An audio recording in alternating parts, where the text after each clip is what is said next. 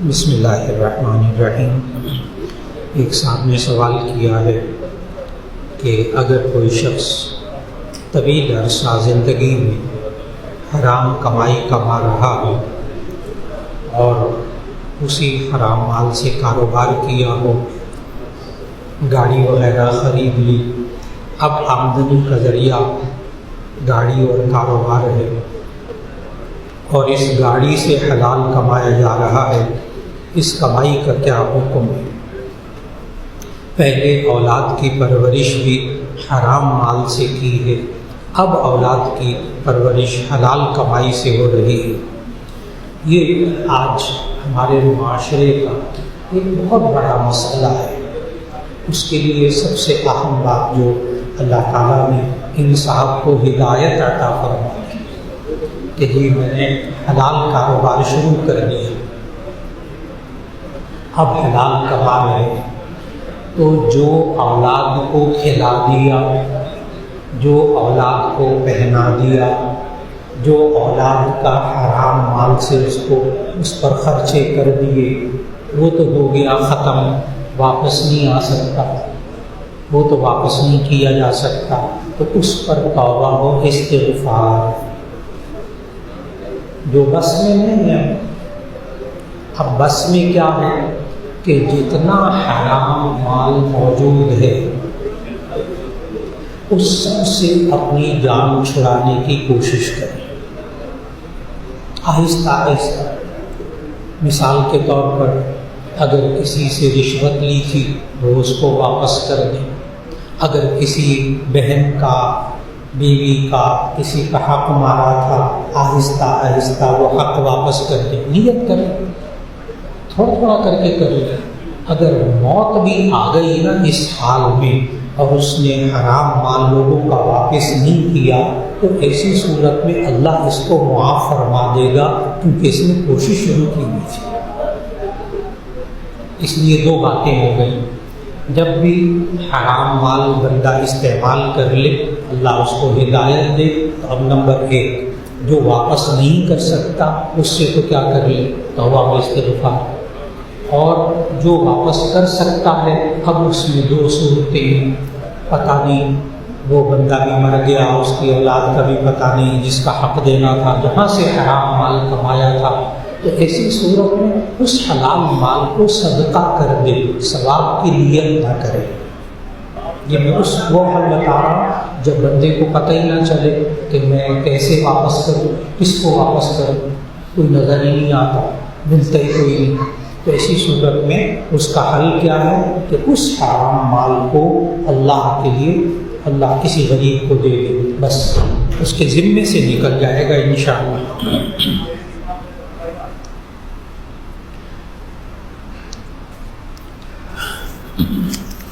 ایک صاحب نے کہا کہ ہمارے علاقوں میں یہ رواج ہے کہ جب لوگ میت کو قبر میں دفن کر دیتے ہیں تو وہی قبر کے پاس میت کو ایصال ثواب کے لیے پیسے تقسیم کرتے ہیں، تو اس کا جواب یہ ہے کیا ہم کوئی عمل کریں تو اس کا ثواب میت کو پہنچتا ہے کہ نہیں پہنچتا؟ اس کا جواب یہ ہے کہ نبی کریم صلی اللہ علیہ وسلم کے پاس ایک صحابی آئے اور آ کر عرض کہ یا رسول اللہ صلی اللہ علیہ وسلم میری والدہ کا انتقال ہو گیا، میں کیا کروں؟ نبی صلی اللہ علیہ وسلم نے فرمایا فَلْيُصَلِّ لَهَا وَاسْتَغْفِرْ لَهَا، ان کے لیے دعا رحمت کیا کرو اور ان کے لیے مغفرت کی دعا کیا کرو۔ معلوم ہوا اس بندے کی مغفرت اور رحمت کی دعا کا اثر میت کو ہوتا ہے۔ پھر نبی صلی اللہ علیہ وسلم کے پاس ایک صحابی آئے، مشکات شریف کی حدیث ہے کہ ایک صحابی آئے کہا یا رسول اللہ میری والدہ کا انتقال ہو گیا ہے، مجھ سے کچھ غلطیاں ہو گئی ہیں، ذکر نہیں کیا کیا ہے، میری والدہ کا انتقال ہو گیا ہے، مجھ سے کچھ غلطیاں ہو گئی ہیں۔ نبی صلی اللہ علیہ وسلم نے پھر اس کو بھی یہی کہا صحابی کو فَلْيُصَلِّ لَهَا وَاسْتَغْفِرْ لَهَا، ان کے لیے دعائے رحمت کرو، ان کے لیے مغفرت کی دعا کرو۔ پھر نبی صلی اللہ علیہ وسلم نے صحابی سے پوچھا هَلْ لَكَ خَالَةٌ، کیا تمہاری خالہ ہے؟ یعنی ماں کا انتقال ہو گیا تو اس کی بہن ہے، تو انہوں نے کہا جی یا رسول اللہ میری خالہ ہے۔ نبی صلی اللہ علیہ وسلم نے فرمایا فَلْيُحْسِنْ إِلَيْهَا، اس کے ساتھ اچھا سلوک کر۔ معلوم ہوا والدین کا انتقال ہو جائے، کسی عزیز کا انتقال ہو جائے، اس عزیز کے جو باقی رشتہ دار ہیں ان کے ساتھ اچھا سلوک کریں۔ اسی طرح ایک اور کتاب الصدقہ مشکات میں حدیث موجود ہے کہ جامع ترمذی میں حدیث موجود ہے کہ ایک صحابی اور نبی صلی اللہ علیہ وسلم ایک قیمتی کھجوروں کے باغ میں کھڑے تھے، قیمتی کھجوروں کے باغ میں کھڑے تھے۔ ان صحابی نے کہا یا رسول اللہ میری والدہ کا انتقال ہو گیا، میں ان کے لیے یہ باغ صدقہ کر سکتا ہوں؟ نبی صلی اللہ علیہ وسلم فرمایا ہاں، تو فوراً صحابی نے کھڑے کھڑے باغ صدقہ کر دیا اپنی والدہ کے لیے، ثواب ملا۔ ہمارے تو حضرت شیخ حضرت مولانا فضل الرحیم صاحب نے ایک کتاب لکھی ہے اور بڑی قیمتی کتاب ہے، اس کتاب کا نام ہی ہے ایصال ثواب۔ میں نے بتایا حضرت نے نا اس موضوع پہ کتاب لکھ دی، ایصال ثواب، کہ ہم اپنے ماں باپ کو اپنے بزرگوں کو کس طرح ثواب پہنچائیں۔ تو یہ سب میں نے جائز طریقے بتائے۔ تو صدقہ کرنا بھی ثواب، کوئی نیک عمل کریں گے اس کا ثواب بھی مل جائے گا، کوئی دعا کریں گے اس کا بھی ثواب مل جائے گا، یہاں تک ٹھیک ہو گیا۔ اب کوئی بندہ اپنی طرف سے کوئی جائز کام کرتا ہے ثواب پہنچانے کے لیے تو ثواب پہنچ جائے گا، لیکن اس جائز کام کے لیے دن مقرر کرتا ہے، لوگوں کو بلاتا ہے، دعوتیں ہوتی ہیں، اور پھر اس کو دین سمجھا جاتا ہے، تو جو کوئی جائز کام ہو اس کو جب دینی حیثیت دے دی جائے تو وہ بدعت ہو جاتا ہے۔ اب میت کو دفنانے سے پہلے صدقہ کریں تو سارے مفتیان کرام سے پوچھیں جائز ہے، اب دفنانے کے بعد آپ میت کو ثواب کے لیے صدقہ کریں تو ایسے بھی لوگوں کو جائز ہے، لیکن اس کو لازم سمجھ لیا گیا کہ ادھر میت دفن ہو، ادھر جناب ہمارے خاندان میں یہ رائج ہے کہ جناب دفنانے کے فوراً بعد پیسے تقسیم ہوں گے لوگوں میں، ٹھیک، اب لوگ اسی کو دین سمجھنا شروع کر دیں گے، یہی جائز کام بدعت ہو جائے گا۔ تو میں نے جواب دے دیا کہ دفنانے کے بعد کوئی میت کے ایصال ثواب کے لیے پیسے صدقہ کر دیتا جائز ہے، لیکن اسی کو رائج کریں گے تو یہ بدعت ہو جائے گا، لوگ دین کا کام سمجھنے لگیں گے۔ اس لیے ہر بات جو دین کے مطابق ہو اس کو کرنے کی کوشش کیجیے۔ ایک صاحب کہہ رہے ہیں ہم مفتیان کرام کے پاس جاتے ہیں، ان سے فتویٰ لیتے ہیں، تو بس اوقات دو فتووں میں حلال حرام میں تعارض آ جاتا ہے، تو پھر ہم کس کو ترجیح دیں گے؟ تو اس کا جواب یہ ہے کہ آپ حضرات اپنی جسمانی علاج کے لیے ایک ڈاکٹر کے پاس جاتے ہیں، وہ ایک آپ کو نسخہ لکھ کر دیتا ہے، آپ دوائیاں خریدتے ہیں، پھر اس کے بعد دوسرے ڈاکٹر کے پاس جاتے ہیں، اس کو بتاتے ہیں میں یہ نسخہ لایا ہوں، اس ڈاکٹر کے اندر دین نہیں ہوتا، وہ پتہ کیا کہتا ہے شکر کریں آپ نے یہ دوائیاں نہیں کھانی تھی ورنہ آپ مر جاتے۔ اب آپ پریشان، ایک ڈاکٹر کہتا ہے کہ آپ کے لیے یہی دوائیاں ہیں، دوسرا کہتا ہے کھاؤ گے تو مر جاؤ گے، تو کیا آپ علاج چھوڑ دیتے ہیں؟ آپ کہتے ہیں کہ ڈاکٹروں میں اختلاف ہے، میں دوائی نہیں کھاتا، ٹھیک، تو انشاءاللہ یہ جلدی مر جائے گا، جلدی مر جائے گا، بیماری بڑھے گی مر جائے گا۔ اب کیا کرتے ہیں ہم بڑے عقل مند ہیں، اچھا ہم بڑے عقل مند ہیں، ہم یوں کرتے ہیں اپنے بہن بھائیوں سے پوچھتے ہیں، اپنے دوستوں سے پوچھتے ہیں کوئی ماہر ڈاکٹر ہے اس بیماری کا، تو بتاتے ہیں وہ فلاں ڈاکٹر بڑا ماہر ہے، ہم اس کے پاس جاتے ہیں، آنکھیں بند کر کے جاتے ہیں، اور جا کر جو وہ علاج لکھ دیتا ہے دوائیاں کھاتے ہیں، اللہ شفا دے دیتے۔ وہاں تو ہم وہ نسخے لے کر جگہ جگہ دوسرے ڈاکٹروں کے پاس نہیں جاتے۔ بالکل اسی طرح جس طرح جسمانی بیماریوں کے علاج کے لیے آپ کسی معالج پر اعتماد کر کے اس کے پاس جاتے ہیں، روحانی بیماریوں کے لیے بھی معالج پر اعتماد کر کے ایک کے پاس جائیں۔ یہ جو جگہ جگہ مفتیوں کے پاس پھیرنے والے ہوتے ہیں نا، یہ دین پر عمل کرنا ہی نہیں چاہتے، یہ کرنا ہی نہیں چاہتے، یہ اس مفتی پر اعتماد ہی نہیں کرتا، اعتماد ہی نہیں کرتا۔ ہمارے یہاں ہوا جامع شفیع، حضرت مولانا عبدالرحمن اشرفی صاحب رحمۃ اللہ علیہ مسجد میں سے نماز پڑھ کے نکلے، یہاں کے خطیب، یہاں ماشاءاللہ جمعہ پڑھاتے تھے، حضرت شاندار تقریر ہوتی تھی، بڑے بڑے دور سے آتے تھے حضرت کی تقریر سننے کے لیے۔ تو حضرت نماز پڑھا کے باہر نکلے نا، تو یہاں ایک صاحب ملے حضرت کو، میرے شیخ بھی، میں نے ان سے صحیح مسلم پڑھی، مسلم شریف حدیث کی کتاب پڑھی، میرے استاد بھی تھے، شیخ بھی تھے۔ تو باہر نکلے تو ایک بندے نے مسئلہ پوچھا کہ حضرت یہ ہوا یہ ہوا یہ ہوا، تو کیا طلاق ہو گئی کہ نہیں ہو گئی؟ حضرت نے کہا نہیں، ابھی نہیں ہوئی، ابھی نہیں ہوئی، آپ جاؤ۔ حضرت محدث، اچھا، وہ حضرت چلے گئے گھر، اور پھر اس کے بعد جو ہے وہ بندہ چلا گیا دارالافتاء میں، وہاں جا کے مفتی صاحب سے پوچھا، مفتی صاحب نے کہا طلاق ہو گئی، طلاق ہو گئی۔ اب عصر کے وقت حضرت تشریف لائے نماز کے لیے، وہ بندہ پھر حضرت کے پاس، حضرت کو کہتا ہے حضرت وہ آپ نے فرمایا تھا طلاق نہیں ہوئی، ہم دارالافتاء میں گئے تھے، انہوں نے کہا طلاق ہو گئی، تو حضرت نے کہا ہاں وہ اب ہو گئی، سبحان اللہ، حضرت نے کہا اب ہو گئی۔ اب ہم لوگ بھی طالب علم تھے نا، طالب علم ذرا تھوڑا سا تیز ہوتا ہے کہ حضرت یہ کیا، وہ اس وقت آپ نے کہا کہ نہیں ہوئی، اور مفتی صاحب نے کہا ہو گئی، تو آپ نے بعد میں کہا کہ ہاں اب ہو گئی۔ حضرت کہنے لگے پہلے اس بندے نے مجھے یوں کہا کہ میں نے اپنی بیوی کو طلاق دے دی ہے، یوں کہا میں نے طلاق دے دی ہے، تو میں نے بار بار اسی کو دہرایا کہ میں نے طلاق دے دی، تو کیا ہو گئی طلاق؟ تو حضرت نے کہا نہیں ابھی نہیں ہوئی، کیونکہ اس نے کہا تھا میں نے ایک ہی نیت کر کے بار بار دہرایا تھا۔ تو حضرت نے کہا نہیں ہوئی۔ مفتی صاحب کے پاس گئے، مفتی صاحب نے تحقیق کی، بتاؤ کیا لفظ کہے تھے تمہاری، اب کیا نیت تھی، پھر دوبارہ کہنے کی کیا نیت تھی، اس وقت اس نے وہاں تفصیل بتائی مفتی صاحب، جب تفصیل بتائی مفتی صاحب نے کہا طلاق ہو گئی۔ اب حضرت کے پاس آئے، حضرت نے کہا طلاق ہو گئی۔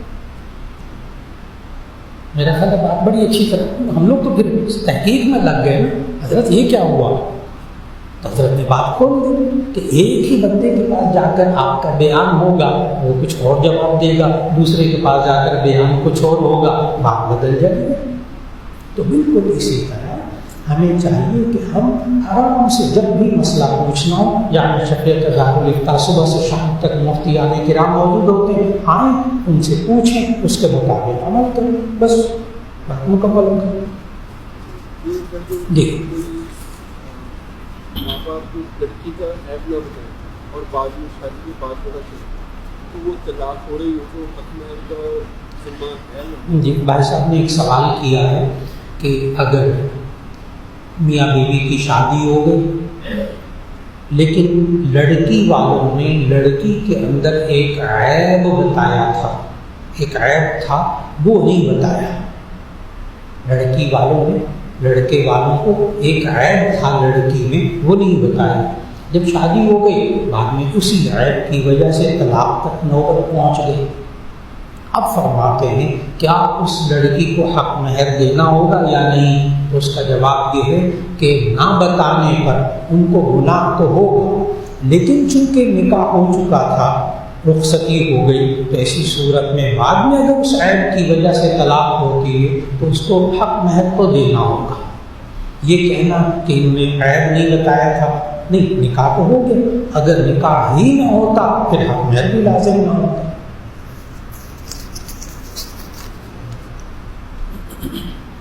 ایک صاحب نے کہا کہ کوئی مالک زمین باپ ٹھیکے پر دے اور یہ بات طے کرے کہ 5 سال کا ٹھیکہ ہے اور ہر سال کی رقم نئے سرے سے طے کرے اور دوسری شرط یہ لگائے کہ ٹھیکیدار کو زمین میں کوئی چیز لگانے کی اجازت نہیں ہوگی، صرف باغ سے فائدہ حاصل کرے گا۔ اصل میں بات پتہ کیا ہے، ہمارے معاشرے کے اندر یہ باغوں کو جو ٹھیکے پر دیتے ہیں نا، اس کے کئی طریقے ہیں۔ اس کے لیے آ کر مفتی صاحب سے بات کو پوچھنا ہوگا، کیونکہ صرف جو پھول ہوتے ہیں، صرف پھول، ابھی پھول آیا ہے کہ اس پر باغ کو بیچنا جائز نہیں ہے۔ نبی صلی اللہ علیہ وسلم نے سمجھایا باغ کو آپ اس وقت بیچ سکتے ہیں جب پھل پکنے کے قریب، پھل تیار ہو، پھل تیار ہو۔ لیکن اگر کوئی باغ ٹھیکے پر دیا جاتا ہے، اس کی جو شرائط ہیں وہ آ کر مفتی صاحب سے پوچھ لی جائے۔ میں نے مختصر بتا دیا، یہ جو ہمارے یہاں سے پھول آنے پر باغ بیچے جاتے ہیں یہ جائز نہیں ہے، لیکن اگر پھل پک کر قریب پکنے کے ہو جائے پھر بیچا جائے تو وہ جائز ہوتا ہے۔ مزید تفصیلات کے لیے پھر ان سے پوچھ لیجئے مفتی صاحب سے کہ کیا اس بارے میں کرنا ہے۔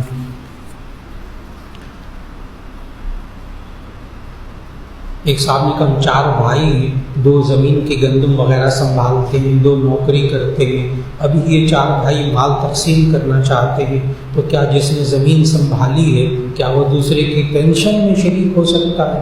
تو اس کا جواب یہ ہے کہ پینشن میں شریک نہیں ہو سکتا۔ پینشن تو اسی کی ہے جس کو مل رہی ہے، وہ کہ تمہیں پینشن مل رہی ہے پینشن بھی تقسیم کرو، بالکل نہیں، پینشن تو تقسیم نہیں ہوگی۔ لیکن وہ چونکہ ان کی مشترکہ زمین ہے، مشترکہ زمین ہے، اس میں کچھ بھائی کام کرتے ہیں، کچھ بھائی کام نہیں کرتے، وہ کسی بھی ریشو سے، کسی بھی تناسب سے اس کے منافع کو تقسیم کرنا پڑے گا۔ اکیلا بھائی نہیں، 2 بھائی نہیں کھا سکتے۔ اگر وہ مالک ہے نا 4 بھائی اس زمین کے، تو پھر اس میں سے تقسیم کرنا ہوگا، بیٹھ کر طے کرنا ہوگا کام کرنے والوں کا کتنا حصہ، نہ کام کرنے والوں کا کتنا حصہ۔ لیکن پینشن میں تب ایک بندہ جو ہے ریٹائرڈ ہو گیا بھائی اس میں سے نوکری سے، اس کی پینشن میں باقی شریک نہیں ہوں گے۔ ایک صاحب کہتے ہیں اگر کوئی نماز میں الحمدللہ کے بجائے تحیات پڑھ لے اور قعود تحیات میں بیٹھ کر الحمدللہ پڑھ لے، پھر واپس تحیات پڑھ دے، ہم بھول چک ہو جاتی ہے، ٹھیک، لیکن آپ ذہن میں رکھیں گے کہ الحمدللہ پڑھنا واجب ہے۔ اگر الحمدللہ نہیں پڑھا تو ایسی صورت کے اندر آپ کو سجدہ سہو کرنا ہوگا، اور التحیات پڑھنا بھی واجب ہے۔ التحیات نہ پڑھی تو سجدہ سہو کرنا ہوگا، التحیات پڑھ لی تو سجدہ سہو واجب نہیں ہوگا۔ ایک تو یہ، دوسرا رخ اس کا یہ ہے کہ اگر واجب عمل یہ زیادہ ہو جائے تو بھی سجدہ سہو، تو ایسے شخص کو چاہیے کہ آخر میں سجدہ سہو، لیکن سورہ فاتحہ اس نے پڑھ لی، آگے میں بیٹھ کے تحیات پڑھ لی، اب آخر میں سجدہ سہو کر لی، نماز ہو گئی، نماز لوٹانے کی اس کو ضرورت نہیں رہے گی۔ ایک شخص نے کہا کہ جس شخص کی نماز قضا ہو گئی بالغ ہونے کے بعد بھی معلوم نہیں تو اس کا کیا کرے؟ اس کا جواب یہ ہے کہ اس کو اپنی عمر تو پتہ ہے نا، اتنا تو پتہ ہوتا ہے کہ میں نے 1 سال نماز نہیں پڑھی بالغ ہونے کے بعد، 2 سال نماز نہیں پڑھی، 10 سال نماز نہیں پڑھی، اتنا تو ہوگا، چلو بیچ میں کبھی کبھی پڑھتا رہا کبھی نہیں پڑھی۔ اب یہ جامعہ اشرفیہ سے وہ نمازوں کی قضا کا کارڈ لے لے، 1 سال کے لیے 1 کارڈ کافی ہوتا ہے، 10 کارڈ 10 سالوں کے لیے کافی ہوتے ہیں۔ 1 سال جنوری 1 جنوری اس کی 5 نمازیں، ایک پڑھی نشان لگا دے، دوسری پڑھی نشان لگا دے، تیسری پڑھی نشان لگا دے، کرتے کرتے چند سالوں کے بعد متعین تاریخ متعین ہو کر اس کی ساری نمازیں قضا ادا ہو گئی، ساری قضا نمازیں پڑھی۔ جی آپ نے بھی کہا کہ جو اب اندازہ ہی نہیں ہے، کیونکہ کہتے ہیں آپ پڑھتے بھی رہتے ہیں۔ میں نے پھر بتایا، انہوں نے کہا اندازہ کیسے کریں، 1 سال کی نمازیں رہ گئی، 2 سال کی رہ گئی، 3 سال کی رہ گئی، اندازہ ہو جاتا ہے، کسی وقت بیٹھ کر بات کر لیں، وہ اندازے کا طریقہ بھی بتا دوں، ٹھیک، اندازہ لگانے کب سے نمازیں پڑھنی شروع کی، ٹھیک، پابندی کے ساتھ، بس اس سے پہلے کی ساری نمازیں قضا کر لیں، کوئی مشکل نہیں۔ اور اگر ایک عجیب بات بتانے لگا، اگر اس نے نمازیں قضا کرنی شروع کر دی، انتقال ہو گیا، اللہ اس کی ساری نمازوں کو معاف کر دے گا، کیونکہ اس نے نیت کر لی تھی قضا کرنے کی۔ اس لیے انسان نیت تو کر لے، کام شروع کر دے، باقی اللہ مالک ہے۔ ایک صاحب نے کہا اگر بچے نے پیمپر میں پیشاب کیا ہو تو کیا اس کو اٹھا کر ماں قرآن کی تلاوت کر سکتی ہے؟ جی، پیمپر کے اندر بچے کو پیمپر باندھا ہوا ہے تو ماں اس کے ساتھ قرآن مجید کی تلاوت بھی کر سکتی ہے، کوئی حرج کی بات نہیں، کیونکہ ماں کے گود میں وہ آ جائے گا، کوئی حرج کی بات نہیں، جائز ہے بالکل۔ اسی طرح یہ طواف کے اندر بھی بہت لوگ سوال کرتے ہیں کہ ماں نے بچے کو اٹھایا ہوا ہے گود میں، بچے کے پیمپر بندھا ہوا ہے، وہ پیشاب بھی کر رہا ہے، سب کچھ کر رہا ہے، کیا ماں کا طواف ہو جائے گا؟ کیا بچے کا طواف ہو جائے گا؟ تو اس کا جواب ہے ماں کا طواف تو پکا پکا ہو جائے گا، اور بچے کے لیے شرعی احکام ہے ہی نہیں۔ عمرے میں، حج میں بچہ ناپاکی میں رہے اور پیمپر میں پیشاب کرتا رہے، اس کا طواف بھی ہو جائے گا۔ مفتی صاحب موجود ہے ماشاءاللہ، ایک بات سن رہے ہیں، عمرے اور حج کے اندر 11، 12، 13 سال سے کم عمر کا بچہ بچی، اس سے کوئی غلطی ہو جائے، کوئی دم وغیرہ واجب نہیں ہوتا، گناہ بھی نہیں ہوتا، اس لیے بڑے آرام سے بچوں کو لے جائیں عمرے حج میں۔ ایک صاحب نے کہا تھکاوٹ کی وجہ سے فرض نماز بیٹھ کر پڑھنا جائز ہے کہ نہیں؟ اس کا جواب یہ ہے فرض نماز میں قیام فرض ہے، معمولی عذر کی وجہ سے بیٹھ کر نماز پڑھے گا تو فرض ادا نہیں ہوں گے۔ ہاں، نوافل کے اندر قیام فرض ہی نہیں، وہاں ذرا سی معمولی تھکاوٹ کی وجہ سے بیٹھ کر نفل پڑھ لے، آدھا ثواب مل جائے گا اس کو، اگر عذر کی وجہ سے پڑھے گا پورا ثواب مل جائے گا۔ تو معمولی تھکاوٹ، معمولی بیماری کی وجہ سے بیٹھ کر نماز نہیں پڑھنی چاہیے، فرض وہ ادا نہیں ہوگی۔ ہاں، اتنا بیمار ہے، چکر آ رہے ہیں، کھڑا نہیں ہوا جا رہا، بخار ہے تیز اور تکلیف ہے، تو پھر ایسی صورت میں بیٹھ کر نماز پڑھ سکتا ہے۔ فرض نماز میں قیام فرض ہے، بس یہ دیکھنا ہے۔ ایک صاحب نے کہا کمرے میں یا کپڑوں پر کوئی تصویر بنی ہوئی ہو تو وہاں نماز ہو جاتی ہے کہ نہیں؟ پہلے میں کپڑوں کے بارے میں بات کر لوں۔ کپڑوں کی تصاویر سے مراد عام طور پر شرٹ پہنی ہوتی ہے، اس کے سامنے یا اس کے پیچھے عقاب کی تصویر، شیر کی تصویر، کوئی ایسی تصویر بنی ہوئی ہوتی ہے۔ اب تصویر کے اندر اگر اس کی آنکھیں، اس کا منہ، اس کے کان تصویر کے اندر واضح ہوں، جس کو شکل کہتے ہیں، تو نماز مکروہ تحریمی ہوگی۔ اور اگر صرف خاکہ بنا ہوا ہے، چڑیا کا خاکہ، کسی جانور کا، صرف اس کا ڈیزائن بنا ہوا ہے، آنکھ، ناک، کان بالکل نہیں بنے ہوئے، وہ مفتیان کرام فرماتے ہیں جائز ہے، کیونکہ وہ تصویر نہیں ہے، خاکہ ہے۔ یہ تو ہے میں لباس کے بارے میں۔ اچھا، اسی طرح اب بٹن آ گئے ہیں، بٹن، ان پر تصویریں بنی ہوتی ہیں، جانوروں کا اون وغیرہ، کوئی زیورہ بنا ہوا ہے، کوئی کچھ بنا ہوا، اب بٹنوں پہ تصویریں ہیں۔ اس کے بارے میں مفتیان کرام کو کہا لکھتے ہیں اگر عام بندہ دیکھنے میں اس کو بٹن پر تصویر معلوم نہیں ہو رہی، غور سے دیکھنے سے معلوم ہوتا ہے، پھر تو نماز جائز ہے۔ اور اگر عام بندہ دیکھنے سے اس کو دیکھ رہا ہے کہ یہ تصویر بنی ہوئی ہے، شکل بنی ہوئی ہے باقاعدہ، تو ایسی صورت میں پھر نماز مکروہ ہوگی۔ یہ تو ہے لباس کے بارے میں۔ اب ایک نماز پڑھنے والے کے کمرے میں اگر کسی جاندار جانور کی یا انسان کی تصویر بنی ہوئی ہو تو ایسی صورت میں وہاں نماز پڑھنا مکروہ ہے، مکروہ تحریم۔ کوشش کریں اس پر کوئی کپڑا ڈال دیں، کوئی اخبار، کوئی کاغذ رکھ دیں، اخبار میں بھی تصویر نہ ہو، ایسا اخبار، ایسا کاغذ لگا دیں، کپڑا ڈال دیں، پھر نماز پڑھ لیں۔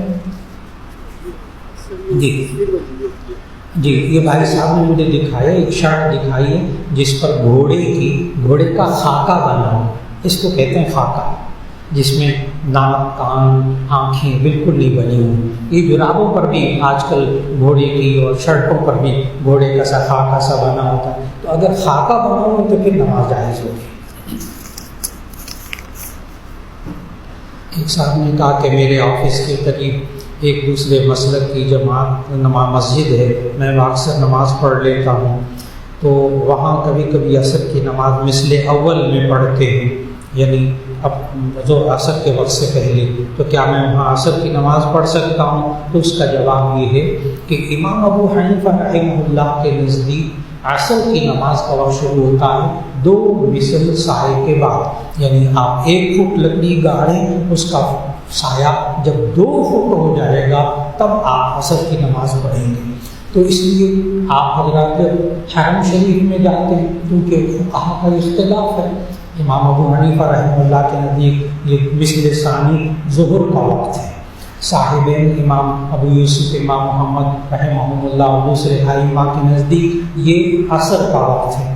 اب آپ جب مسجد نبوی میں جاتے ہیں، آپ مسجد حرام میں جاتے ہیں، وہاں تو مثل اول میں نماز ہوتی ہے، تو وہاں علماء یہ کہتے ہیں کہ نماز ہو جاتی ہے، کیونکہ بہرحال علماء کا اختلاف ہے، لیکن عام زندگی کے اندر مثل ثانی ہی میں عصر کی نماز ادا کیجیے۔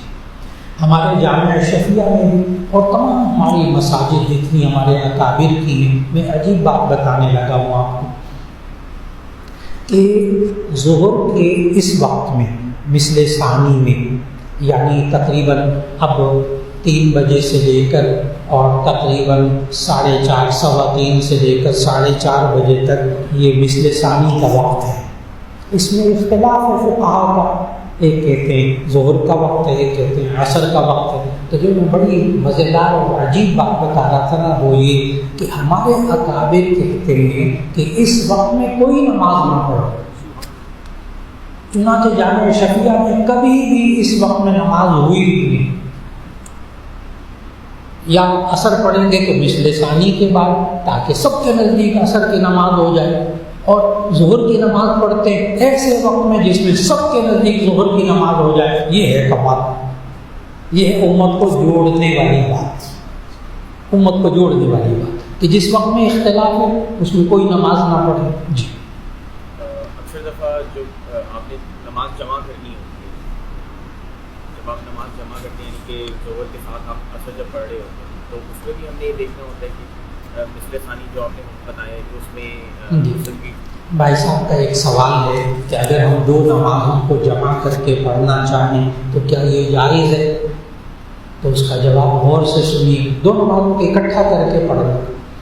جی، ایک نماز کو بالکل آخری وقت میں پڑھیں، آپ کے پاس کیلنڈر ہے، آپ کے پاس گھڑی ہے، آپ کو بالکل صحیح وقت معلوم ہے، آپ ظہر کی نماز کو بالکل آخری وقت میں پڑھیں اور عصر کی نماز کو اول وقت میں پڑھیں، بالکل ٹھیک، اس میں اختلاف نہیں۔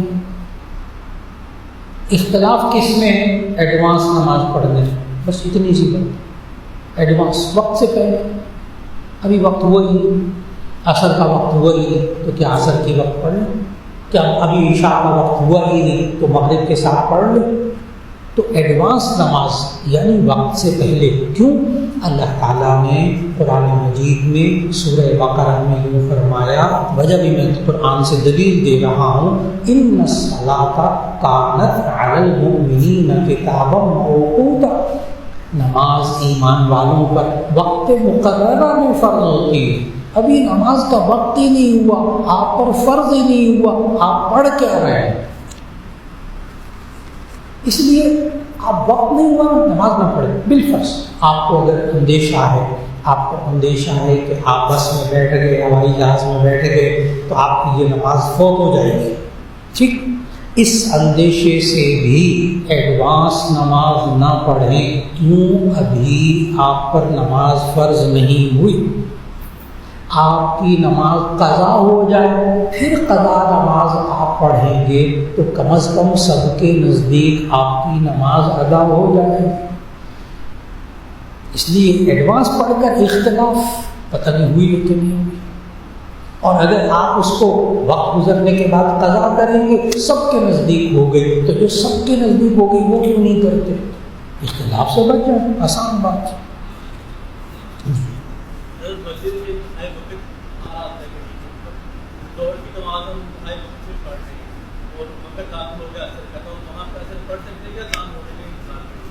جی اس میں یوں ہے کہ بھرپور کوشش کریں کہ جب ایک نماز کا وقت ختم ہو رہا ہو تو دیکھیں کیا میں اس وقت کے اندر نماز پڑھ سکتا ہوں. اگر آپ کو اندازہ ہے ابھی 7, 8, 10 منٹ رہتے ہیں میں نماز پڑھ سکتا، گھر میں بھی بالکل اینڈ پہ جا کے آپ نماز پڑھ رہے ہیں تو آپ بھرپور کوشش کریں کہ اس وقت کے اندر نماز ہو جائے.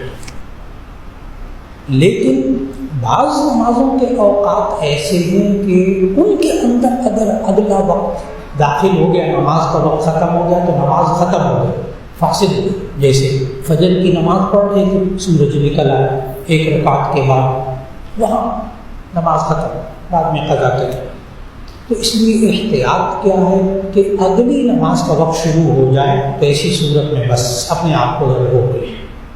سوائے ایک مغرب کے وقت میں ایک جزیہ ہے کہ اگر اس دن کی عصر کی نماز آپ نے مکروہ وقت میں شروع کی تو آپ اسے پورا کر لیں. یہ صرف عصر کے لیے اجازت ہے، باقی کے لیے نہیں. اس کے بھی دلیل لمبی بحث. تو کوشش بھرپور کریں کہ ایک نماز کو اس کے اپنے وقت میں مکمل کریں. فرض صرف فرض، سنت رہ گئے توبہ استغفار.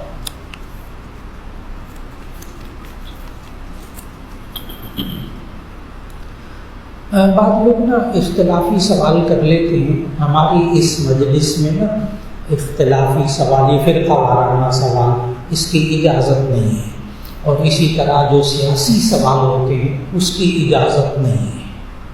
اس لیے یہ فرقہ وارانہ سوال ہے تو اس کا جواب جو ہے وہ نہیں دیا جا سکے. اکیلے پوچھیں، اکیلے میں جواب دے دیتا ہوں. ایک صاحب نے کہا عبد السمیع اور عبد الوحید کو کیا سمیع اور وحید کہہ کر پکار سکتے ہیں؟ تو اس کا جواب غور سے سنیے گا. اللہ تعالیٰ کے ناموں کے ساتھ یہ عبد السمیع کو سمیع صاحب کہہ سکتے ہیں کہ نہیں؟ اللہ تعالیٰ کے ناموں کے ساتھ لفظ عبد لگا کر ہم بولتے ہیں. عبد السمیع، عبد العلیم، عبد الرؤوف، عبد الرحیم. چند نام اللہ تعالیٰ کے ایسے ہیں جو آپ عبد کے بغیر نہیں بول سکتے. چند نام ایسے ہیں جو خاص اللہ کے لیے، جیسے عبد اللہ. عبد اللہ، اب کسی بندے کو عبد کے بغیر نہیں پکار سکتے. عبد الرحمن، رحمان بھی صرف اللہ کی ذات کے ساتھ خاص ہے. عبد الرحمن کو رحمان صاحب نہیں کہہ سکتے، جائز نہیں. لیکن بعض نام ایسے ہیں قرآن مجید کے اندر، اللہ تعالیٰ کے نام جو اللہ نے غیر اللہ یعنی اللہ کے علاوہ کے لیے اللہ نے خود ذکر کیے. جیسے رؤوف رحیم، رؤوف رحیم، یہ الف لام کے ساتھ یہ اللہ تعالیٰ کا صفتی نام آیا ہے. هو الرؤوف الرحیم، وہی اللہ الرؤوف الرحیم الف لام کے ساتھ. اور یہی دو نام اللہ تعالیٰ نے سورہ توبہ میں نبی صلی اللہ علیہ وسلم کے لیے بولے ہیں. یہی دو نام الف لام کے بغیر. ما عنتم حریص علیکم بالمؤمنین رؤوف رحیم، رؤوف رحیم. تو معلوم ہوا عبد الرؤوف صاحب کو آپ رؤوف صاحب کہہ سکتے ہیں، عبد الرحیم کو آپ رحیم صاحب کہہ سکتے ہیں. قرآن مجید اچھا 13واں پارہ پہلا صفحہ، حضرت یوسف علیہ السلام نے کہا اس عزیز مصر کو، قال اجعلنی علی خزائن الارض انی حفیظ علیم. انی حفیظ، اب الحفیظ اللہ تعالیٰ کا نام ہے صفتی، العلیم اللہ تعالیٰ کا نام ہے. لیکن قرآن مجید میں حفیظ علیم یہ کس کے لیے آیا؟ یوسف علیہ السلام نے بولو. معلوم ہوا عبد الحفیظ صاحب کو حفیظ صاحب کہہ سکتے ہیں، عبد العلیم صاحب کو علیم صاحب کہہ سکتے ہیں. یہ تو قرآن سے ثابت ہے. یہاں تک بات ہو. لہذا عبد الوحید صاحب کو وحید صاحب کوشش کریں کہ نہ کہیں، لیکن اگر کہہ لیا تو جائز ہے. لیکن اگر کسی کا نام عبد الواحد ہو نا تو اس کو واحد صاحب نہ کہیں، کیونکہ اللہ ایک ہے، اللہ ایک ہے. تو اس مطلب کو سمجھ لیجیے اچھی طرح. لہذا عبد السمیع صاحب کو سمیع صاحب آپ کہہ سکتے ہیں. ایک صاحب نے پوچھا مشترکہ کاروبار میں ایک بھائی دوسرے کا حق کھائے تو کیا گناہ بنتا ہے؟ جی ہاں گناہ بنتا ہے، لیکن اس کی وجہ ہمارے کاروبار کے اندر شرعی اصولوں کا خیال نہ رکھنا ہے. بس پھر یہ سارے گند ہے، یہ سارا کاروبار گند. اگر شرعی اصولوں کا خیال نہیں رکھا، کیا کہ بھی دونوں بھائی دکان پہ کام کرتے ہیں، وہ جتنا چاہتا ہے وہ اٹھا لیتا ہے، جتنا چاہتا ہے وہ گھر پیسے لے جاتا ہے، وہ جتنا چاہتا ہے بیوی کو اتنا دیتا ہے، جتنا چاہتا ہے بچوں کو خرچ کر لیتا ہے. بس یہ بڑی محبت ہے ہم دونوں بھائیوں کے اندر. وہ اپنی مرضی سے لے لیتا ہے، میں اپنی مرضی سے لے لیتا ہوں، اور کچھ دیر کے بعد یہی محبت نفرت میں بدل جاتی ہے. اس لیے ایک ایک کاروبار کا، اب اس کا حل بتاؤ، شرعی حل.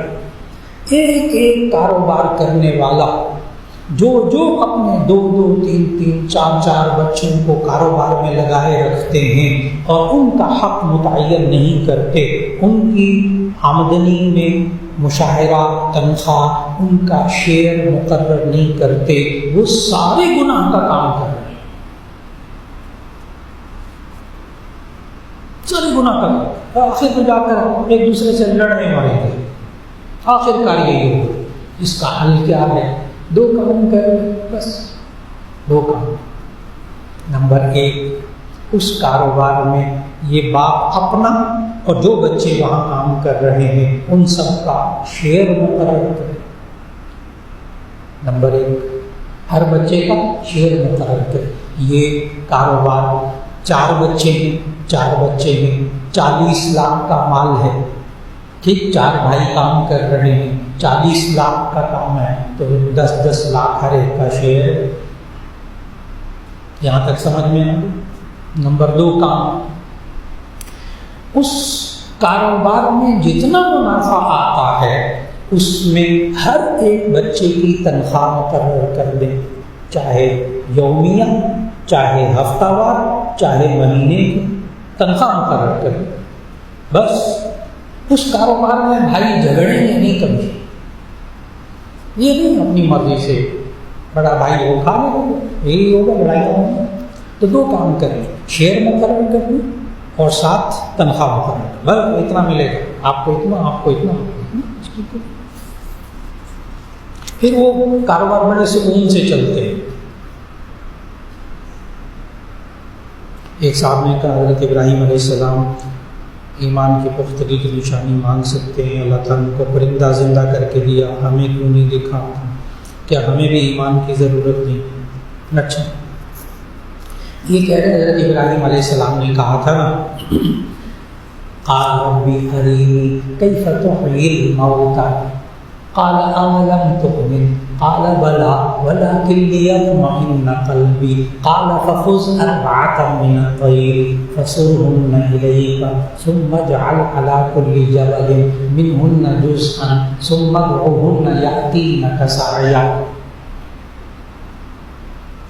حضرت ابراہیم علیہ السلام نے کہا ربی ارینی کیف تحیی الموتى، اے اللہ مجھے دکھا تو مردوں کو کیسا زندہ کرتا ہے. قال اولم تؤمن، تجھے ایمان نہیں؟ ایمان نہیں؟ قال بلا، ایمان ہے، ولکن لیطمئن قلبی، تاکہ میرا دل مطمئن ہو جائے. اللہ نے کہا ٹھیک ہے، فخذ 4 من الطیر، 4 پرندے لے لے. تفسیر عثمانی میں لکھا ہے کہ ابراہیم علیہ السلام نے 4 پرندے لیے، مور، مرغ، کوّا، کبوتر. 4 پرندے لیے، مور، مرغ، کوّا، کبوتر. 4 پرندے لیے، اس کے 4 ٹکڑے کی، سر پر، پاؤں، دھڑ. آپ کو تو معلوم ہے نا وہ کون سا پرندہ ہے جس کے سر پر پاؤں ہوتے ہیں. ہر پرندے کے سر پر پاؤں ہوتے ہیں. سر ہوتا ہے, پر ہوتے ہیں, پاؤں ہوتے ہیں. سر پر ہاں, سر پر پاؤں اور دھڑ, 4 حصوں میں تقسیم کر کے 4 اس پہ بلا لیا, اور اس کے بعد اس کو بلایا اللہ کے حکم سے. وہ 4 پرندے اڑتے ہوئے آ گئے. اللہ ایسے ہی زندہ کرتا ہے. اب ان کا پتہ کیا سوال ہے, کیا ہم بھی ایسا کر لیں اطمینان قلب کے لیے؟ تو اس کا جواب یہ ہے کہ انشاءاللہ وہ پرندے واپس نہیں آئیں گے. انشاءاللہ وہ پرندے واپس نہیں آئیں گے. کیوں؟ حضرت ابراہیم علیہ السلام نے تو اس ایمان کے ساتھ کیا تھا کہ یہ لازماً آئیں گے, اور یہ تو اللہ کو آزما رہا ہے آئیں گے کہ نہیں آئیں گے. اس پر تو اللہ کا عذاب ہونا چاہیے. بات جواب مکمل ہو گیا. جواب مکمل. یہ پرندے واپس کیوں؟ یہ تو اللہ کو کیا کر رہا ہے؟ آزما رہا. دیکھو آتے کہ نہیں آتے. اور ابراہیم علیہ السلام نے جو بلایا تھا, کیا اس شک کے ساتھ بلایا تھا کہ آئیں گے کہ نہیں آئیں گے؟ نہیں, اللہ نے کہا تو آئیں گے. تو اس لیے اطمینان کے لیے اگر کچھ کرنا ہو تو چھوٹا سا بچہ ہے, اس کو دیکھیے اللہ نے کیسے پیدا کیا, پھر اتنا بڑا بنایا, پھر جوان بنایا. ٹھیک, اللہ پتہ کیا کہتا ہے, زیادہ دور نہ جاؤ, زیادہ دور نہ جاؤ. وفی انفسکم افلا تبصرون, اپنے اندر کیوں نہیں دیکھتے, اپنے اندر کیوں نہیں دیکھتے؟ اللہ کو پتہ چل جاتا ہے انشاءاللہ. بس صرف تھوڑا سا سمجھنے کی ضرورت ہے. ایک صاحب نے کہا وہ کتاب بتا دیں جس میں تمام سنتوں کو جمع کر لیا ہو, ہم ایک کتاب پڑھیں تو ہمیں سنتیں معلوم ہو جائیں. بڑا کمال کا سوال کیا ہے. یعنی ایک کتاب ہو بس, اس میں ہم ساری زندگی, پیدائش, جوانی, شادی, بیاہ, فلاں فلاں, مر گیا, زندگی کے آغاز سے موت تک ساری سنتوں کو ایک کتاب میں جمع کیا ہو تو کمال کر دیا. ہمارے شیخ حضرت مولانا مفتی تقی عثمانی صاحب دامت برکاتہ, ان کے بھی شیخ تھے حضرت ڈاکٹر عبدالحی عارفی رحمۃ اللہ تھانوی کے خلیفہ, انہوں نے ایک کتاب لکھی ہے اسوہ رسول اکرم صلی اللہ علیہ وسلم.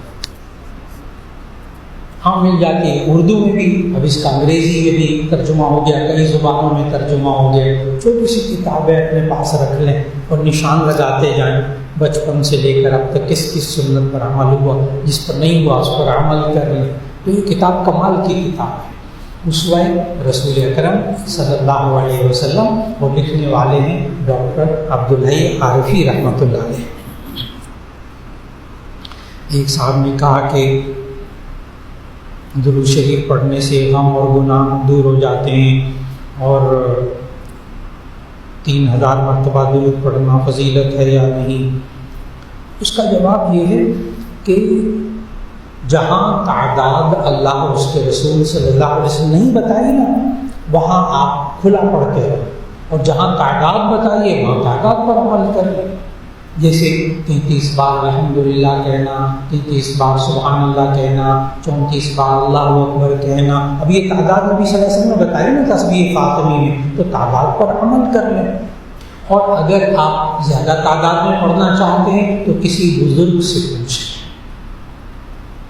بعض لوگ مجھے کہتے ہیں کہ جی یہ وظیفہ میں کرنا چاہتا ہوں, اللہ کے نام کو پکارنا چاہتا ہوں, درود شریف پڑھنا چاہتا ہوں. تو اس میں آپ لوگ یہ کیوں کہتے ہیں بزرگوں سے اجازت لے؟ درود شریف پڑھنے کے لیے ہمیں اجازت چاہیے, اللہ کا نام لے کے اجازت چاہیے. یہ لوگ الجھتے ہیں میرے سے کہ اللہ کا نام لینے کے لیے اجازت کیوں, درود شریف پڑھنے کے لیے اجازت کیوں؟ اس کا جواب غور سے سنیں. یہ پرچی میں یہ لکھا, 3000 مرتبہ پڑھنے سے فضیلت حاصل ہو جائے گی مجھے.